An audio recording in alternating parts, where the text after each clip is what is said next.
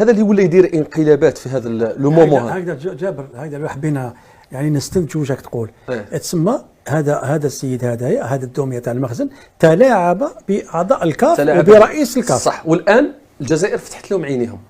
لانه انا هذا الانسان في وقت ما، هذا الانسان عماد اللي اصبح يدير انقلابات، في وقت ما كان قزم مقارنه بروراوة مثلا. مع روراوة. جاك عرفت الكلام نعلم. في وقت لما كان روراوة كان يعتبر قزم لا يسمع له كلام.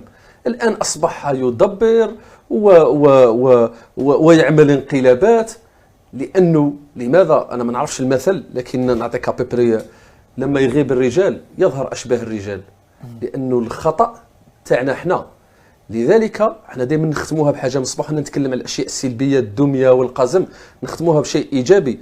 وجب علينا الآن، أنتم كإعلاميين أو كإعلاميين، نحن كرياضيين سابقين، شوف العائلة الجزائر أن تلتف وراء زفيزف.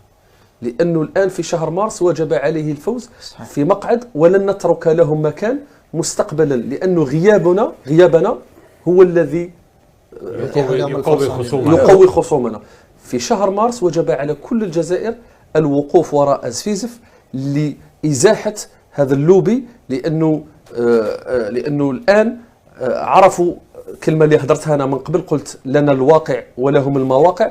عرفوا أنه الجزائر لما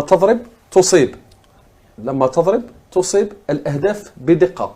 لأنه أنا حضرت واحد الوقت ملتقى في مستغانم، من كان العنوان تاعو الدبلوماسية الرياضية، وكان هناك عدة انشغالات.